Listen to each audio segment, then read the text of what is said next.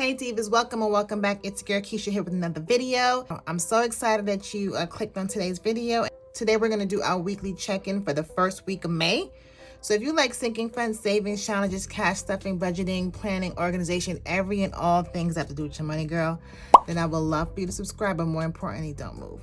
All right, Diva. Well, I think I had a successful first week of May. I tracked all my expenses. Today, I'm going to be working out of the 90-day budget workbook. This is my 90-day budget workbook you can find on Amazon, Etsy, or my TikTok shop. So we've been pretty consistent so far this month. Good. Yay, us, right? So we did our monthly setup. We did all of that, and we did paycheck one here. Make sure you guys can see that. Perfect. So the blue is what we did together. We budgeted everything together for the first week of May, the 1st through the 5th. And the pinkish or the red or whatever is the actual expenses. So what I do, I have a money routine. If you want to know exactly what my money routine is, let me know down in the comments below, and I'll show you exactly what my daily and weekly and monthly money routine is. I'll share that with you. So part of my money routine is to update my expenses every day. So as the money comes in, my income comes in, and as you know, my transactions come out, it's easy if I can track it on a daily basis. So once those transactions hit, I'll come in and write the actual number. For budgeting purposes, I use round numbers because this makes the math easier. But when the actual transactions come in, I put the, the cents. So like Netflix, I have $23, but it's really $22.99, and so forth like that. So that's what comes in this week. So let me start from my income. So I originally projected $13,773, but I actually received $13,791.89. I didn't receive any additional income. That just goes back to me rounding. And for this income, I'm always using the wrong amount, but this is my actual income for the first week of May. Again, I get paid, if you're new here, I get paid once a month. So this is my income pretty much, not including any side hustles or anything else for my entire month. So now we come down here. Everything that I projected to come out came out. I did have a phone bill, my AT&T. Girl, sometimes my phone bill's too high. I gotta split the payment. I'm just like, it's just too much at one time. I can't do it. So I split it in half. So I forgot that I split this one in half. So 160, I paid 160 this week for that. So as you can see under budgeted, I just put 0 because I didn't budget for it, right? But then I put the actual amount. So for my bills this week, I projected to pay $5,757, but in actuality, I spent $5,652.86, okay? And the reason there's such a difference there is because of my business. Remember, I told you I budgeted $300 for my business expenses, and that's for the entire month, but I've only spent $38.52 of that this week. So next week, when I do for week 2, the second week of May, I'm just going to carry over the difference, which is about $260 or so, okay? So the $5,652.86 minus our actual income, that brings me to $8,139.03, okay? Now we move down to our long-term savings. I didn't do any additional savings this week in my Roth or anything like that. So that just brings down to $8,139.03. That brings it down. Nothing changes for this section of the paycheck breakdown. So over here with our variable expenses, we bring over the $8,139. So for my allowance, that was correct, $182. Groceries, remember I budget my groceries for the entire month. That's $600. Out of that, I only spent $223 this week and 67 cents. Also for household, I budgeted $300 for the month. I spent $23.53. For gas, $45. For beauty, $140. Miscellaneous, $5. My kids, I budgeted $500 and I spent almost all of that. That's because I had an expense I forgot to account for as far as one of my kiddos goes. So we spent almost $400 there. Coffee, girl, I budgeted $10. I spent $15. Note to self, don't take your kids to Starbucks. Like, that was the worst decision. Like, it was a rainy day. I wanted coffee. Matter of fact, I didn't even want coffee because I know better than to stop at Starbucks when I have a carload full of kids. And these jokers was like, can I get a vanilla bean frappuccino? Because that's like a milkshake for them. And I said, what in the Starbucks is going on? So that totally blew my coffee budget this week. I had to use miscellaneous to cover that gap. And the reason $15 didn't even cover it, I had money on the app and I had a little gift card. So they just like blew my entire coffee budget. Girl, I can go just rant with that. Let me just stop.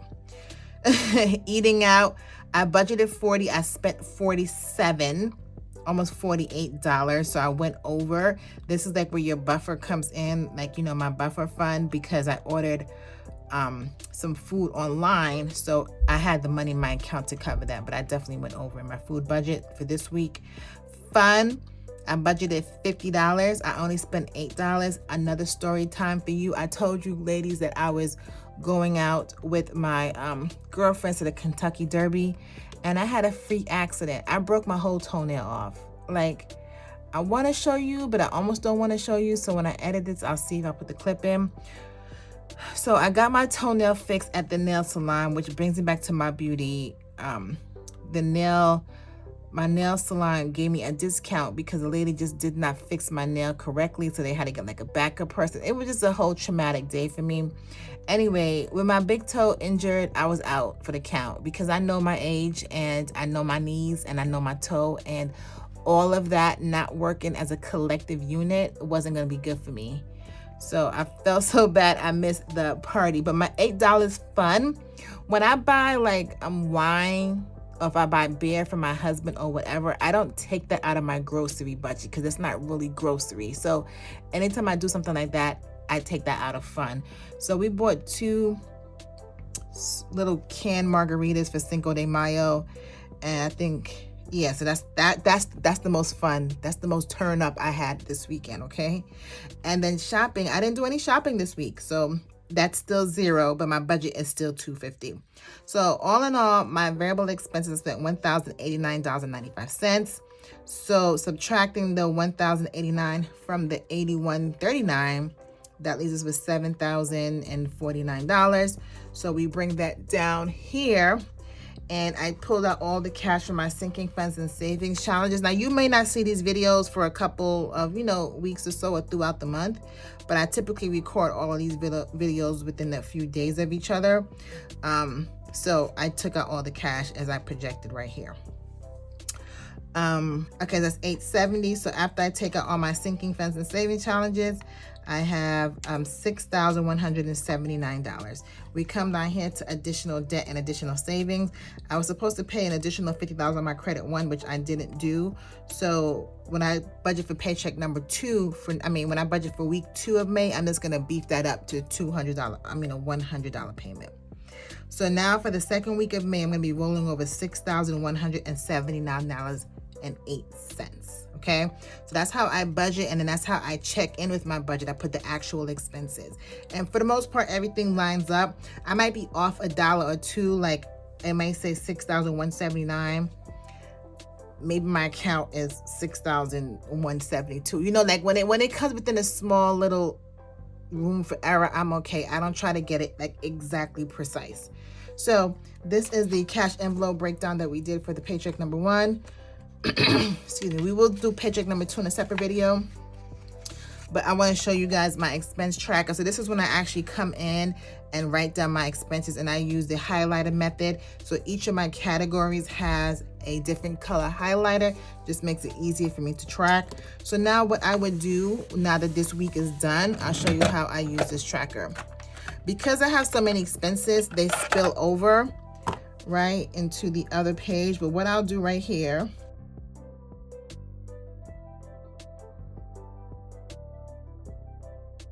I'll just put week 2 right there. So this is week 1, I'll just put like a little note, week 1, if I ever have to reference it. There are 5 expense trackers in each monthly section. So if you don't have 50 million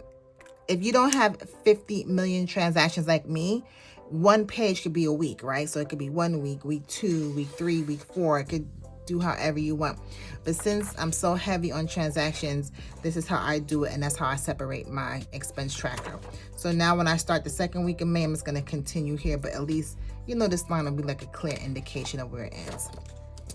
Okay, so the last part of my weekly check-in is my favorite, one of my favorite worksheets in this book, girl, because I love them all. Let's fill this in. Okay, this is my weekly check-in. So how this page works is I write down all my categories here. And then every week I can just come in here and just write down how much I've spent. And I know that because I have an expense tracker. So all I have to do is come here and add up how much did I spend in my home category, how much did I spend in my debit category, I mean my debt, girl, debit, in my debt category. It's very simple once you color code, or definitely once you categorize your expenses.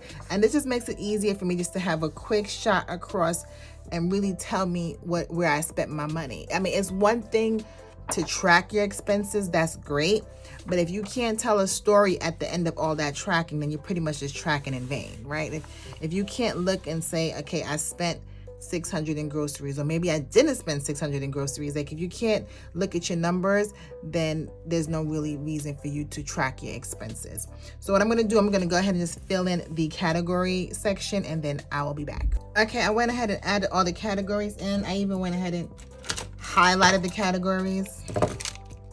So it just makes it easier so you can see, like, I mean, I'm pretty used to it, but you know, I can just have a quick reference that, oh, this is this color, this is this color, whatever.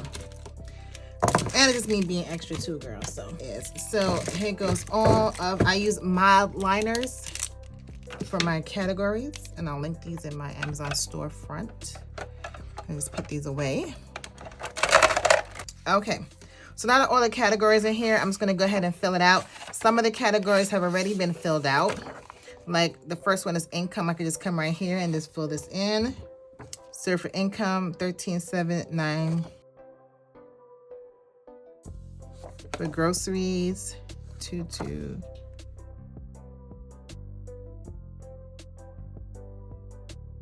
You get it?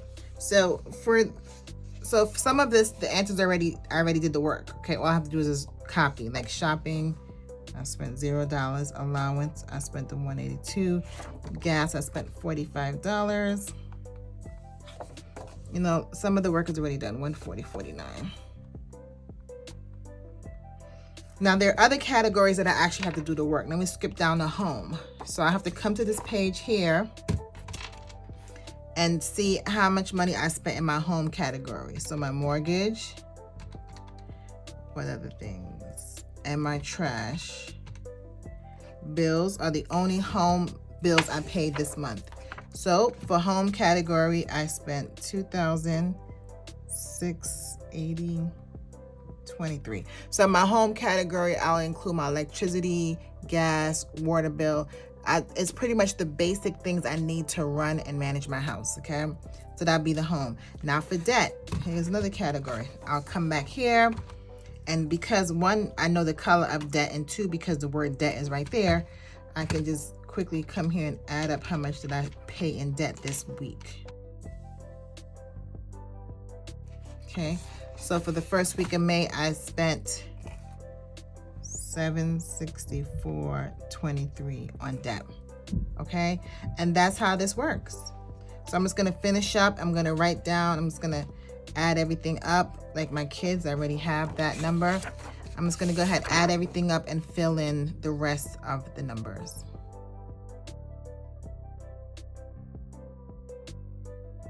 Okay, we are all done. So I added everything up, everything I spent this week. And more importantly, girl, I feel so good. So let me just show you what I mean. $313,791.89 minus, this is my total of everything I spent this week, minus 7.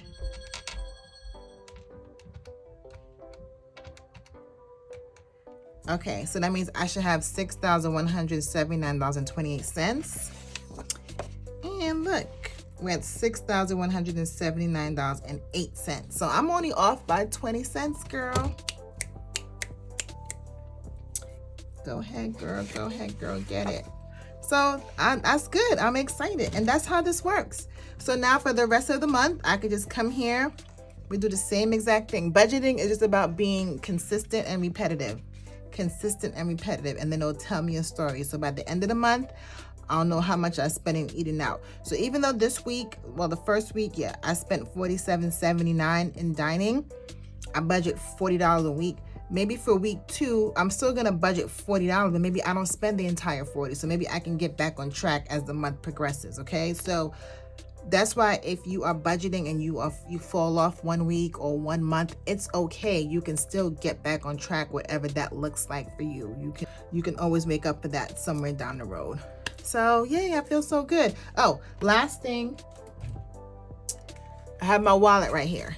So majority of these, my cash envelopes. Okay, so let's see, make sure the cash is exactly what it's supposed to be, if that makes sense, all right? So now we're just back on this page here. Make sure you guys can see everything. Yeah. So for groceries, I budgeted $600 and I cash stuff $600, but I spent $223.67. I'm just gonna go ahead and round it up to $224, $376. I should have $376 in here. Oh, here goes some change.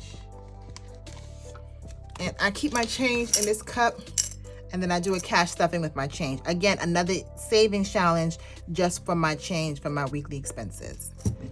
You gotta find money everywhere, girl.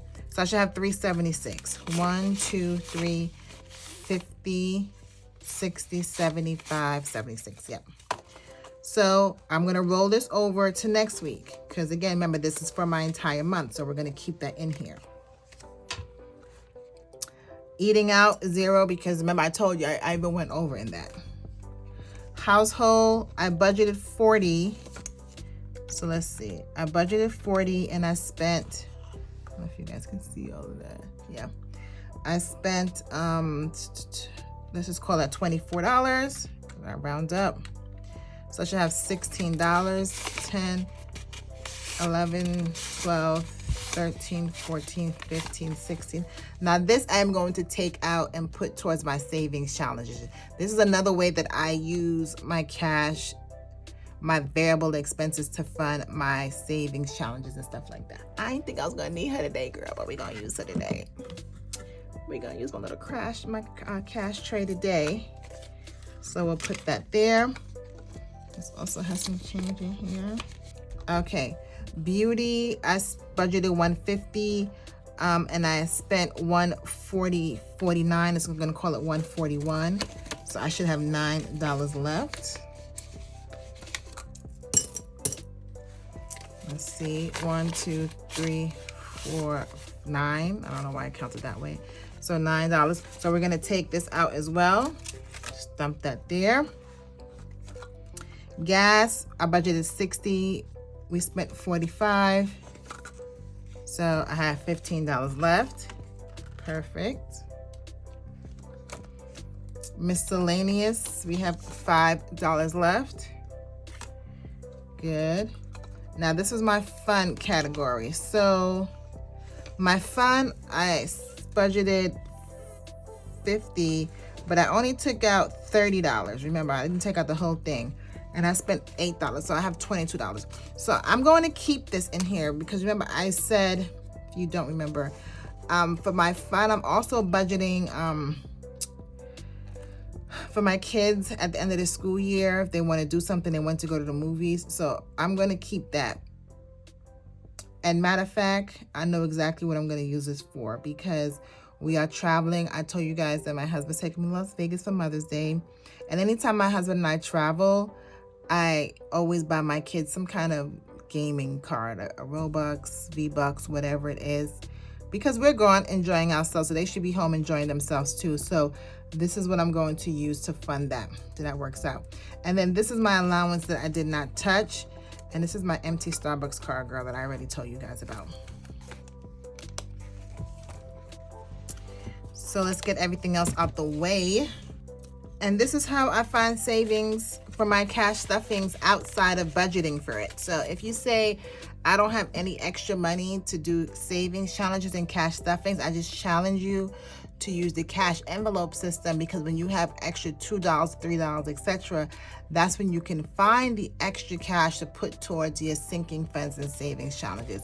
So this week I get to put 10, 20, 25, 30, 35, 36, 37, 38, 39, 40, 41, 42, 43, 44, 45. I get to put $45 towards my sinking funds or savings challenges. So this is my, so this is what I use for my rollover money sometimes. I have two envelopes. I have the clear one and the black one. One is like my bank, like this is where I get my money and keep my money in, and then it's really whichever one's closer to my hand. So this right here is gonna be tucked and stuffed for whenever I do another savings challenge cash stuffing, because I've already recorded the savings challenge cash stuffing. So you know, at the end of the month, or if I feel a need for that. Remember, I also have to stuff my new travel binder. Here goes a couple dollars I can put towards that. So I'm always going to find money in my budget somewhere to put towards some sort of my savings challenges. Okay. Well, Diva, that is it. Thank you so much for staying to the end. I hope you enjoyed today's video. I hope it provided you some inspo. If you are interested in this book, again, I will link it down below on my Etsy shop. And just start budgeting if you have it. It's okay to revamp. It's okay to start over. This is why I love the 90-day budget workbook, because it's only for 90 days. So you can start fresh. You don't have to worry about what you did or didn't do for the entire year. You can go ahead and start, set new goals, and just start where you are. The most important thing is to start. So, like always, I'll see you in the next one. Later.